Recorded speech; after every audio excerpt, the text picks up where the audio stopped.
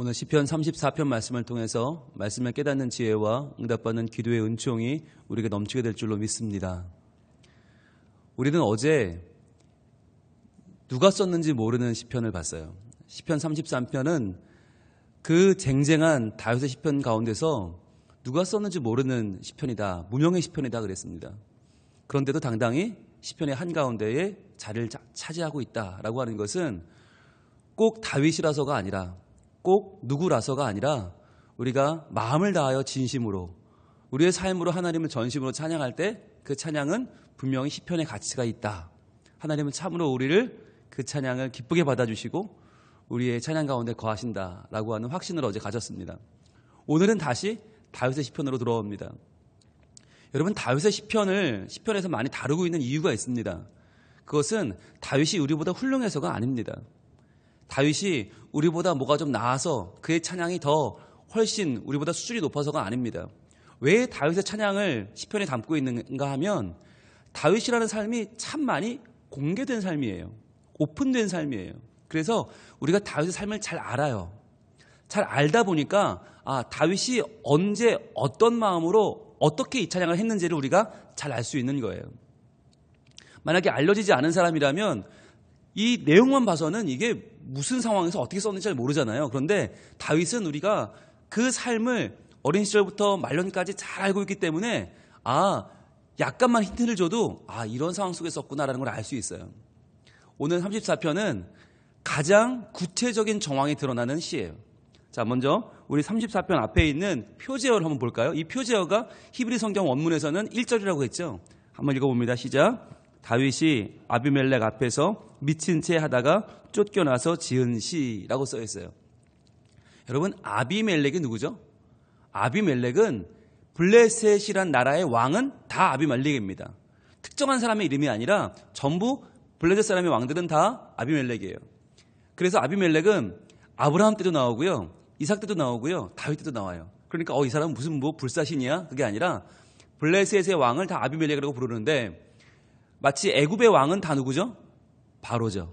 네, 누구든 이름 관계없이 전부 바로예요. 그것처럼 아비멜렉이라는 이름은 블레셋의 왕인데 이때가 언제냐 하는 거죠. 이때가 언제냐? 여러분, 우리 사무엘 우리 상 21장으로 가봅니다. 사무엘상 21장 11절 이하에 10절 이하에 그 사건이 나와 있습니다. 과연 어떤 사건을 바탕으로 쓰여진 시편이 오늘 시편 34편인가? 그 배경이 사무엘상 21장 10절부터 나오는데 이 구체적인 정황을 보면 오늘의 시편을 쓴 다윗의 상황이 어떤 상황이고 그 상황을 어떻게 어떤 찬양으로 이겨내고 있는지를 알 수 있습니다. 자, 사무엘상 21장 10절 구약성경 446면에 있습니다. 자, 우리 같이 읽어볼까요? 자, 그날에 다윗이 사울을 두려워하여 일어나 도망하여 가드왕 아기스에게로 가니 그랬어요. 그날에 다윗이 골리앗을 무너뜨리고 점점점 인기가 올라가니까 아무 잘못도 없는 그 다윗을 사울이 죽이려고 하죠. 질투를 하고 시기를 하고 죽이려고 쫓아옵니다. 그랬더니 사울을 두려워해서 일어났는데 도망에 갈 데가 없는 거예요. 왜냐하면 사울은 왕이니까. 왕이 죽이려고 하면 그 나라 안에서 피할 길이 없어요. 그래서 어디로 갑니까? 도망하여 가드왕 아기스에게로 갑니다. 가드는 어디예요? 블레셋 중에서 가장 큰 성읍이에요. 그러니까 블레셋은 여러 성읍들이 모여서 만든 나라인데 그 나라 중에 가장 강한 도시인 가드로 도망을 쳤다는 거예요. 여러분, 이게 얼마나 모순된 일입니까? 인생이 얼마나 재미있습니까? 골리앗이 어느 나라 사람이에요? 블레셋 사람 아니에요. 블레셋을 물리치고 지금 승승장구했던 사람이 다윗인데 자기가 싸웠던 그 골리앗의 고향인 가드로 간 거예요. 그래서 그 가드왕 아기스에게로 몸을 피했다라고 하는 것이죠. 그러니까 지금 이때는 언제겠어요? 다윗의 생애 가운데서 가장 낮아진 때예요. 갈 데가 없어요. 완전히 코너에 몰린 거예요. 더 이상 갈 데가 없어서 이렇게 죽느니 한번 원수인 블레셋에 한번 가보자. 거기라도 가보자. 그리고 가본 거죠. 갔더니 11절 아기스의 신하들이 아기스에게 말하되 이는 그 땅의 왕 다윗이 아니니까. 자, 그 땅의 왕은 누구예요? 지금 사울이죠. 그런데 이들이 볼 때 사울보다 더 큰 사람이 누구예요? 다윗이란 말이죠. 그랬더니 아니니까 하면서 뭐라고 하냐면 무리가 춤추어 이 사람의 일을 노래하며 이르되 사울이 죽인 자는 천천히요 다윗은 만만히로다 하지 아니하였나이까 한지라. 제대로 알아본 거죠. 여러분 이 당시에 TV가 있어요. 뭐 뉴스가 있어요. 사람 얼굴을 잘 못 알아봐요. 그게 정상 아닙니까? 그러니까 다윗도 에이 날 모르겠지. 그리고 숨어들었어요. 그런데 정확하게 하는 거예요. 왜냐하면 민족의 원수니까. 철천지 원수니까 어떻게 그 얼굴을 잃어버립니까? 모두가 정확하게 알아본 거예요. 이 사람 다윗 맞습니다. 자, 그랬더니 12절 다윗이 이 말을 듣고 그 마음에 두고 이 말을 그 마음에 두고 자, 그 마음에 와닿았어요. 가드왕 아기스를 심히 두려워하여 자, 이제부터 왕이 두려워진 거죠. 내가 잘못 왔구나. 내가 원수의 속으로 들어갔구나. 난 모를 줄 알았는데 전부 난 아는구나. 큰일 났다. 어떡하지? 어떻게 하면 좋을까요? 이때. 자, 날 잡아 잡수하고 들어간 거죠. 골리앗의 고향에 들어간 거예요. 그것도 다윗이 혼자 홀몸으로. 그랬으니 이제는 죽는 길만 남았잖아요. 그랬더니 어떻게 하느냐? 13절입니다. 그들 앞에서 그의 행동을 변하여 미친 채 하고 미친 채를 하면서 어떻게 해요? 대문짝에 그적거리며 침을 수염에 흘리매 그랬어요. 자, 아무리 생각해도 여기서 혼자서는 싸워서 이길 수가 없어요. 살아날 수가 없으니까 어떻게 해요? 도리어 내가 미친 채 하자. 내가 정상이 아닌 채 하자. 여러분 그렇지 않아요. 다윗이 미치지 않고서야 어떻게 블레셋으로 도망옵니까? 미치지 않고서야 어떻게 그 아기스 앞에 나옵니까? 그러니까 차라리 미친 채 하자. 여러분 이 시대는요, 중동 지방은 뭘로 먹고 사느냐? 체면으로 먹고 살아요. 체면. 굉장한 체면 문화예요.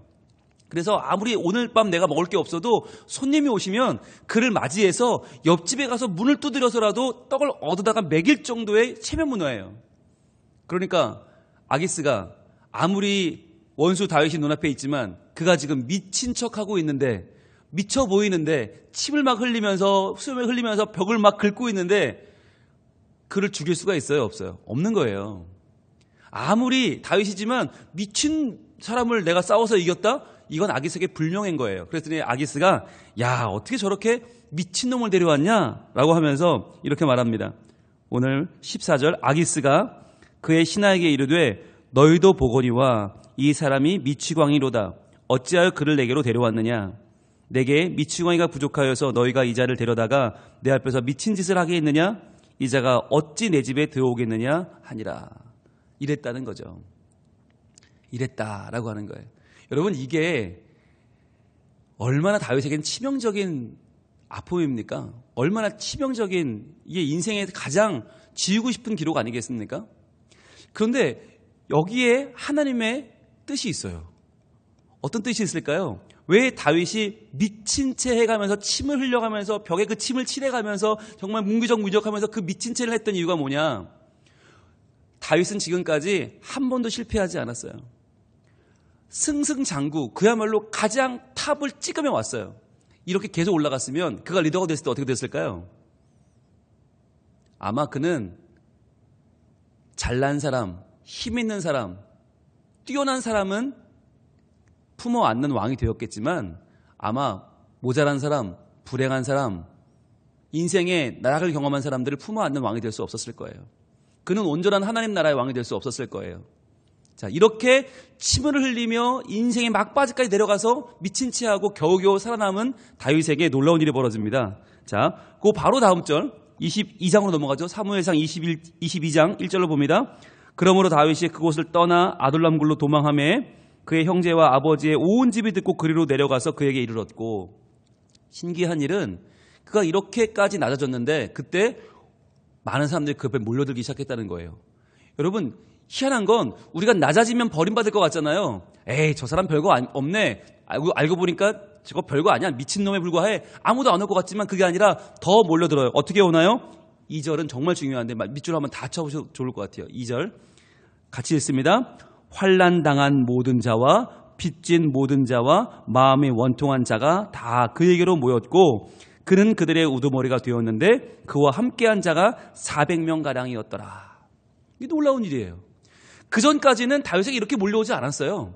그냥 다윗은 어쩌다가 한번 골리앗을 쓰러뜨린 그냥 어쩌다가 좀 싸움 좀 잘하는 사람에 불과했어요. 운이 좋은 사람이었어요. 그런데 아기스 왕 앞에서 미친 채 하면서 자기 인생의 제일 밑바닥을 쳤던 그 시간 이후로 그에게는요, 사람들이 찾아오는데 누가 와요? 환난당한 모든 자가 오고요, 빚진 모든 자가 오고요, 마음이 원통한 자가 몰려드는데, 그때부터 400명 이상의 놀라운 사람들이 몰려드는 굉장한 리더가 되었다라고 하는 거예요. 이 일을 겪은 다음에 쓴 시편이 오늘 시편 34편이에요. 그러니까 여러분, 다윗은요, 뭘 경험했느냐? 승리했을 때 사람들이 날 찾아준 게 아니에요. 승리하고 잘 되고 막 승승장구할 때 그때 사람들이 날 찾아온 게 아니라, 함께 하는 기쁨, 함께 어려움을 이겨내는 기쁨이 언제 찾아오는가? 내가 가장 어려울 때, 내가 가장 위태로울 때, 내가 가장 위기를 모면하는 그 시간에 오히려 많은 사람들이 나와 함께 하더라는 걸 경험한 뒤에 오늘 시편을 씁니다. 오늘 시편 돌아옵니다. 이제 봅니다. 1절, 내가 여호와를 항상 송축하며 내 입술로 항상 주를 찬양하리이다. 자, 여러분 얼마나 지금 이 다윗이 가슴을 쓸어내리겠어요? 와, 내가 죽을 뻔했네. 아이고 내가 왜 그랬을까? 내가 미쳤지. 내가 왜 글로 도망갔을까? 죽을 뻔했네. 하나님 감사합니다. 그 와중에 제가 미친 채 할 수 있는 지혜 주셔서 감사합니다. 그렇게라도 살아남게 하셔서 감사합니다. 얼마나 감사했을까요? 그렇게 주님을 송축하고 주님을 찬양했다는 거죠. 여러분, 송축과 찬양이 어떻게 다릅니까? 어떻게 다르죠? 송축하는 거랑 찬양하는 게 어떻게 다릅니까? 똑같습니까? 같은 말인데 뉘앙스가 약간 달라요. 찬양은 그냥 내가 찬양하는 거예요. 송축은 뭐냐? 공개적으로 찬양하는 거예요. 공개적으로 만인이 보는 앞에서 모든 사람에게 내가 드러내어 찬양하는 게 송축이에요. 그래서 지금 이 다윗은 여호와를 송축하고 있어요. 찬양하고 있어요. 그런데 중요한 거 있죠. 여러분 동그라미를 쳐보시면 좋겠는데 중요한 두 단어가 반복됩니다. 바로 항상입니다. 항상 송축하죠. 항상 주를 찬양하죠. 노란색으로 동그라미를 쳐보세요. 그 연결해 보세요. 우리가 신앙생활을 잘하는 비결이 뭐냐? 여호와를 송축하고 찬양하는데 잘 될 때만 하는 게 아니에요. 내가 정말 막 모든 게 성공하고 알아줄 때만이 아니라 오히려 그 반대인 경우에라도 내가 변함없이 하나님을 찬양하는 거, 그게 항상이죠. 항상 찬양하는 거, 항상 송축하는 거 중요해요. 자, 그런데 내가 이렇게 항상 송축할 때 어떤 일이 벌어지냐면 2절, 내 영혼이 여호와를 자랑하리니 곤고한 자들이 듣고 기뻐하리로다. 자, 이 찬양을 나 혼자 찬양하는 게 아니라 누군가가 듣는단 말이에요. 누가 들어요? 곤고한 자들이 들어요. 곤고한 자들은 누굽니까? 나처럼 인생에 바닥을 쳤던 사람들, 괴로움에 있는 사람들, 눈물 나는 사람들이 이 찬양을 듣는단 말이에요. 듣고 어떻게 해요? 3절, 나와 함께 여호와를 광대하시다 하며 함께 그 이름을 높이세. 동그라미 어디에 칠까요? 반복되는 두 번이나 표시해야죠. 함께죠. 함께. 동그라미 해보세요.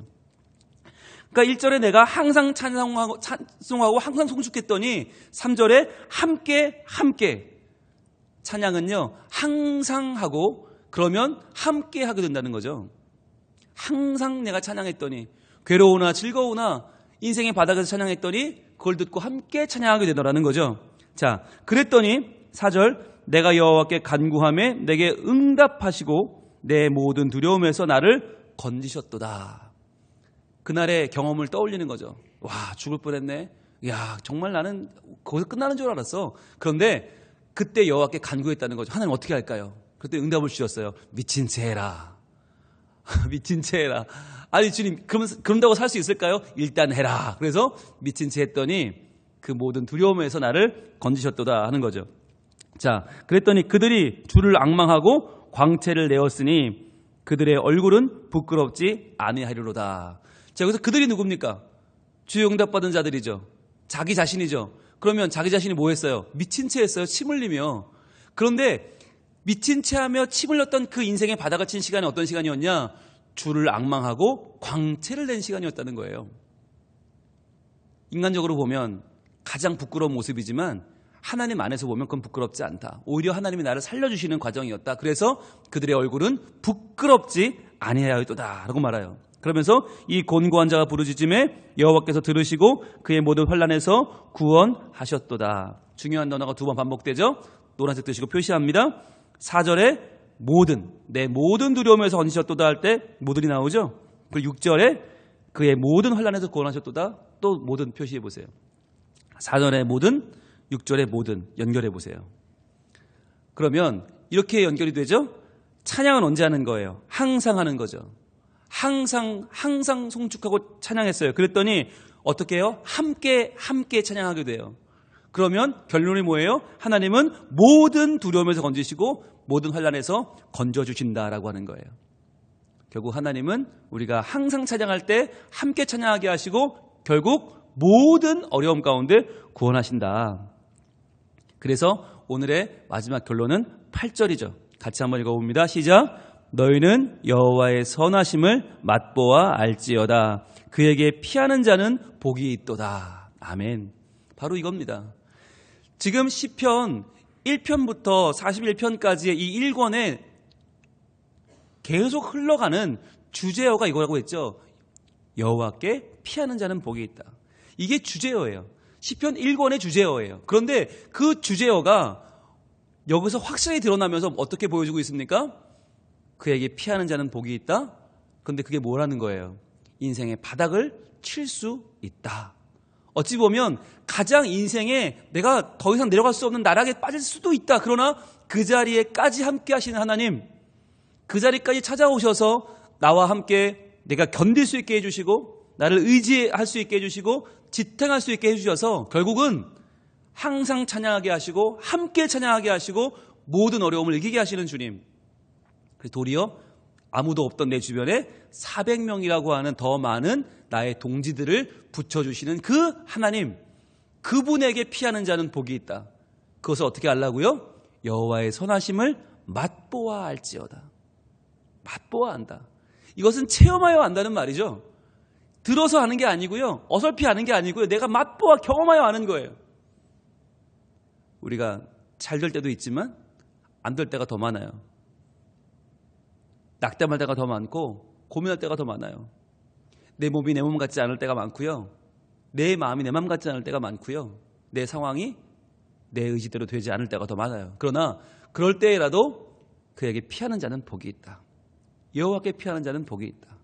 하나님께서 오늘 우리에게 다시 한번 우리의 마음이 낮아지게 하시고 그러나 그 낮아진 마음 가운데서도 항상 찬양하게 하시고 그 마음으로 서로 손을 붙잡고 함께 찬양하게 하시고 그래서 모든 어려움 가운데 다시 한번 이기고 하나님을 높이며 나아가게 하시는 그 은혜가 오늘 우리에게 그리고 우리와 함께 기도하고 찬양하고 함께 이 어려움을 이겨나가는 우리의 모든 믿음의 공동체 우리 성민 가족들에게 동일하게 임하실 줄로 믿습니다. 기도하겠습니다.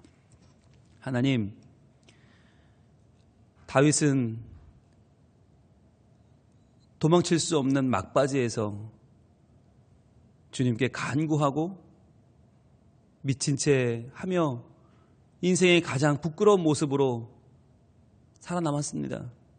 그러나 그것이 그의 인생의 끝장이 아니라 도리어 더 많은 마음이 낮아진 자들을 품어 안을 수 있는 계기가 되었고 그때부터 더욱 많은 사람들이 그에게 나오기 시작했습니다. 그의 인생의 역전을 경험하게 되었습니다. 이처럼 우리도 힘들고 어려울 때 마음이 낮아질 때 죽을 것만 같을 때 그러나 그때에도 항상 주님을 찬양함으로 도리어 함께 찬양하게 되고 모든 어려움을 이겨내는 하나님의 사람들이 되게 하여 주시옵소서. 주님, 그래도 찬양하기를 원합니다. 그럼에도 불구하고 찬양하기를 원합니다. 주를 송축하고 찬양하며 찬송하며 자랑하는 저희들에게 오늘도 하나님 넉넉히 임하셔서 우리의 찬양의 제목, 우리의 찬양의 주제, 우리의 찬양의 테마가 되시고 언제까지나 우리로 주를 찬양하게 하시는 변함없는 주의 사랑을 베풀어 주시옵소서. 오늘도 저희들 간절한 소원을 가지고 이 새벽에 주님 앞에 나왔습니다. 부르짖어 기도하는 기도마다 응답하여 주시고 하나님께서 우리의 삶 가운데 항상 계심을 깨달아 아는 복된 이 시간이 되게 하여 주시옵소서. 예수님 이름으로 기도합니다.